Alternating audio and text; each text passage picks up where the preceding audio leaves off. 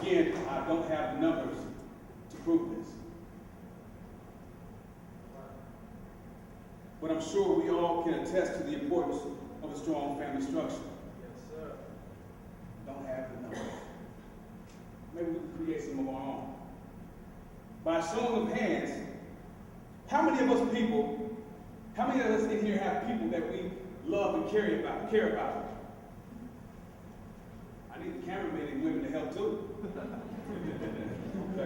100%. Come on.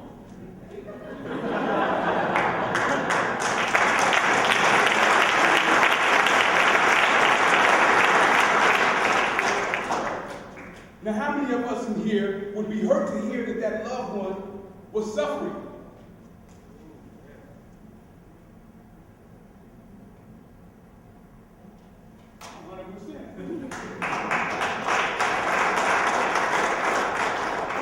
How many of us in here would do anything in their power to enhance the lives of their loved ones? Leave it on. 100%. If it's numbers you want, then there's our number.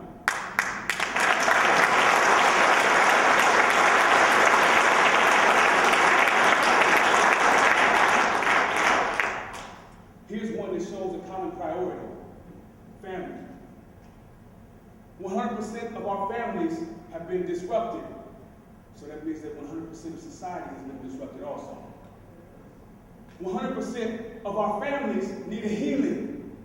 So that means 100% of society needs a healing also. They want to be confident that when we are released from prison, we will return in a better condition than when we left. And 100% of the confused children who are trying to understand their self-worth in relation to the absent parent, they need to be confident that when their father returns, he'll be able to provide at least some consistency. The stories that are told more widespread and believed are usually told from the standpoint of the victors, while the losers remain hidden. Even worse than that, the eternal screams from the children who are traumatized go unnoticed and unheard. They go unheard until, let's say, 10 years later at the 15th Annual Justice Summit, they'll be standing in front of approximately 200 people, giving them some solutions to some generational problems. They'll be asking people to look closely at the wasted human potential being warehoused and the families that's being destroyed with no regard. As a result of felony convictions, prisoners have lost certain rights. We understand that. But we haven't lost our parental roles. We haven't lost our family obligations.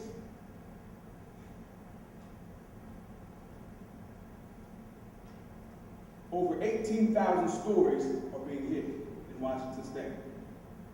We aren't even encouraged to make those type of contributions. We are allowed to treat fatherhood as if it's a choice.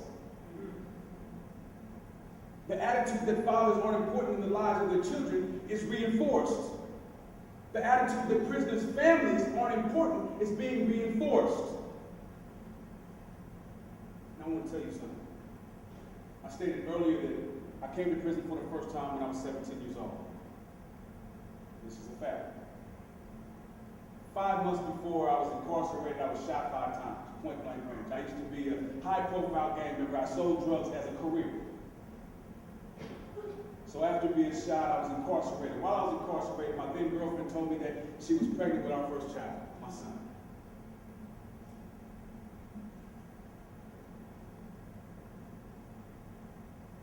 I did my time, no education. I was released. I embraced fatherhood with enthusiasm. Right? Within 2 years, I was shot again. This time I was shot 4 times in the back involved in gang activities. I found out at that time that my then girlfriend was pregnant again with our second child, my daughter, Derrick. And all she wanted me to do was not go to prison anymore. Don't go back to jail. Be here so you can witness the birth of your child. So I promised her. I said, I'm not going. And I was there. Cut my daughter's umbilical cord. I named her before they could wipe the afterbirth off her face. I kissed her. I was overwhelmed, right? Within a year, I've been shot again. This time I was shot 2 times in the face. Now I kept going back because these are the things that I believed about myself, right? Within 4 months, I was arrested for murder.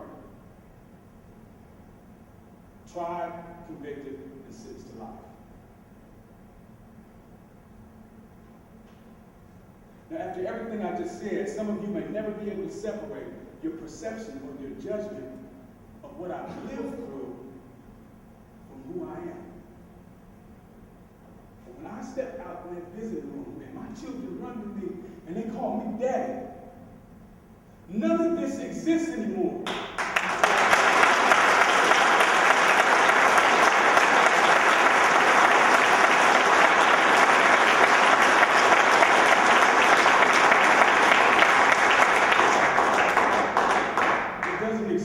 I believe it. Now I believe that about myself. It shakes my foundation every time I hear it. It's the best word I've ever heard.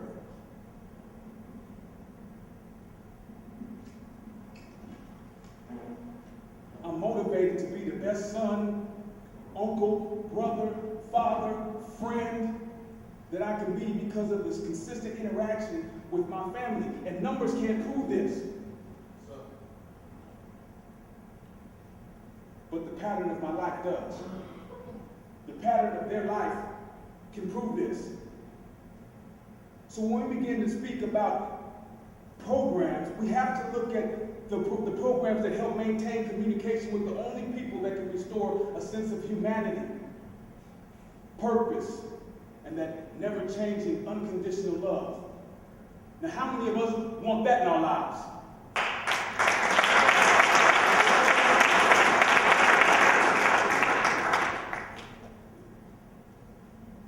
I can't prove that family reunification programs alone reduce recidivism. I can't show you with statistics how family contact can motivate a person to want an education, or how consistent interaction makes the transition from prison to society a little more smooth. I can't prove this with numbers. Like I told you, I don't have it. However, I can say that children need an outlet to express their emotional reactions to loss and separation. I can say that family members and loved ones need to be able to release their fears and unrealistic expectations. We owe a debt. And as we mature about our understanding of responsibility, apologizing just isn't enough. Come on.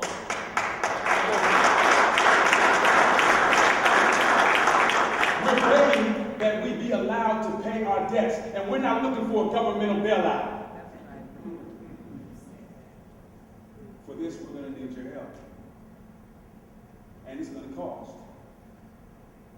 Nowhere in America can you make a small investment and receive a large return. Not right now.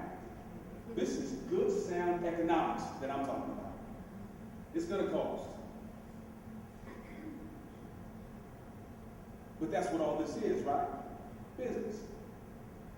Society's interests are satisfied when they make investments in human capital. So here's your payment plan. We ask that you recognize these moral obligations as priorities, and then you pay with some concern. We ask that you pay with care, pay by organizing, pay by challenging our local government officials to give us comprehensive explanations about how they plan to address these social ills before we give them our votes. We pay with our time, and this is how we make a profit.